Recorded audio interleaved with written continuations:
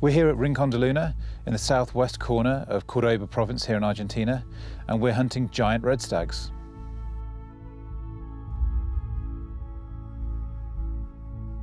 So the morning starts, like every morning does here at Rincon De Luna, early. It's winter here in Argentina and it's very, very cold. Our plan was to head out on horseback, get up right to the high ground, and then spend the day glassing and looking for the animal. Now here at Rincon De Luna, there are many, many animals. The environment is absolutely perfect for sustaining healthy populations of wild game. So it's about 9:15 a.m. We've been out for about an hour from this morning. As you can see, the sun is bright in the sky.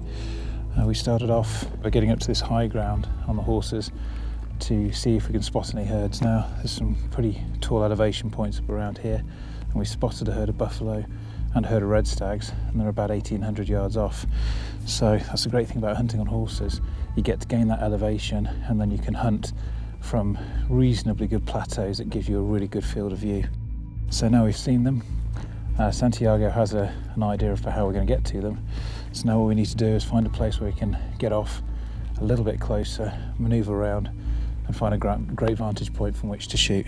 But so far, breathtaking.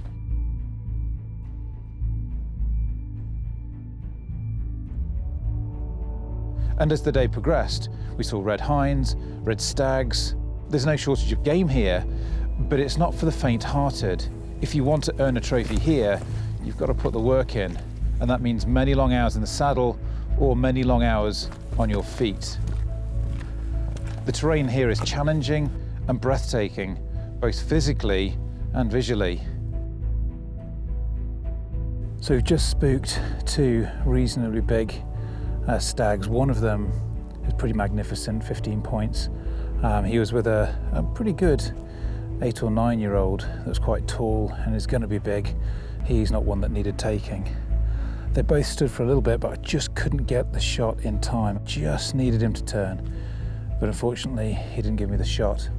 We tried to make our way around the ridge. He disappeared down and then came around, but unfortunately by the time we got here he cleared out. I even dropped my pack halfway back. I'm going to have to go and find that in a minute, just to give me a little bit more manoeuvrability and make me more light on my feet. So it was an early start to the day. It's been pretty tough. We've now got the last rays of sun in the sky, and that means that for today we're all done. It's going to be another couple of hours to get back to the estancia, and this isn't the place I want to get stranded at night.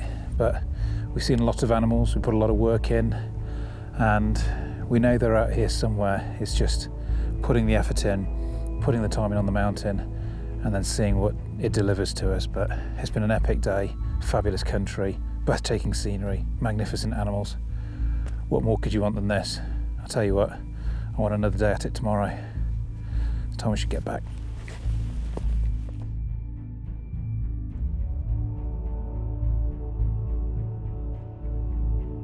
The conditions on day 2 were very different to the first. In fact, so different, we had to take a completely approach to our hunt. The wind was howling, gale force winds blowing through the valleys and through the mountains, and horses really don't like those sorts of conditions. In fact, it could be pretty dangerous, particularly up there on the side of the mountain. That meant that all of our hunting had to be on foot, even the hard miles, even the tough climbing.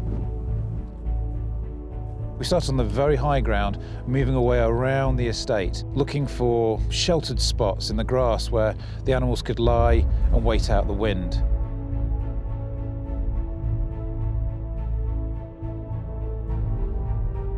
What the animals like to do in conditions such as those is rest up and wait out the storm. They're pretty used to it up here, they're pretty hardy animals, but for us, we had to have our faces in that wind all of the time, and it was tough, tough going. But as the afternoon progressed and the wind died down, everything changed. The hills were alive with movement as the animals that had been cowering from the storm decided to come out and feed, and that gave us our opportunity. We'd spotted a couple of red stags from about 700 yards away that were sat in an open area in the grass, nicely sheltered, but enjoying the sun that had broken through the cloud. Now the only problem for us is they were some distance off across the other side of a ravine. We had some work to do to cut around, out of sight, and get down within a shooting position. But that's the great thing about hunting with Santiago. He knows these mountains, he knows every gully, every nook, every cranny, and every approach point to get the perfect shot. So although it took a lot of walking and about an hour and a half's worth of trekking, we finally managed to get about 300 yards from the stags and then work out how to make our final approach. So we slowly crept up behind a rock, got ourselves into position, and then waited for the perfect opportunity. A mature male with really thick horns was feeding in towards a rock. I had to just wait for him to stand still for a brief second before I took the shot.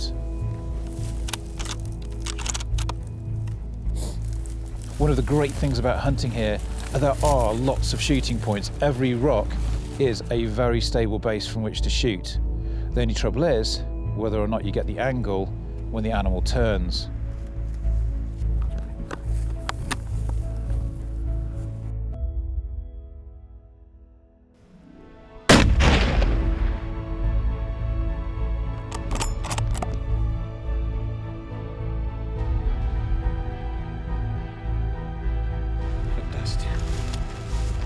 Gracias.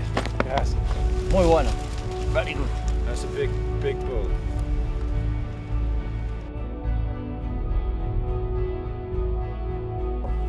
Okay, next safe. Okay. Okay, Thank you. all right, let's go get it.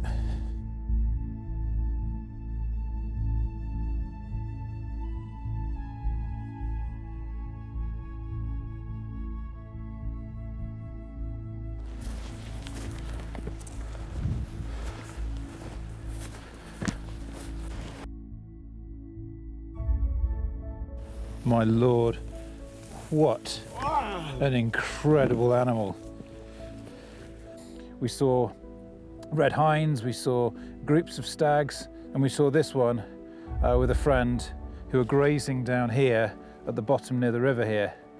And we just hoped that they'd wait and give us enough time to get round and onto them. And boy, when we got here, were we glad. Then as we approached the far side of the ravine, he stood up and started grazing. That gave us enough time to get into position on the rock. And because he kept putting his nose into the grass and the rocks here to feed, that gave me a chance to move into position without being seen. And he stood perfectly broadside for me, gave me the perfect shot at 200 yards. He's counted 17 or 18 points in it already, although we've got a jury's out on that final one on the other side. This is the most difficult and most challenging stag hunt I've ever undertaken, in the most breathtaking and challenging scenery imaginable. The guys here at Rincon De Luna know exactly how to hunt red stags. They know exactly how to handle this terrain. Although it is tough, they make it as easy as they possibly can for you, and they just know how to get into these animals. And this is a result: a magnificent mature old stag, probably the pick of the bunch that we've seen, huge mass, fabulous coat, and a hunt of a lifetime. So if you want to come and experience this, talk to the guys at Frontiers Travel or Ian Coley Sporting, and they'll deliver to you what they've delivered to me. But I can't guarantee you'll get one like this. You'll have to put the work in yourself. And on that note, we've still got a lot of work to do to get this fella off the mountain. I don't think we could have landed it any further away from the lodge. Okay, Santiago, let's go.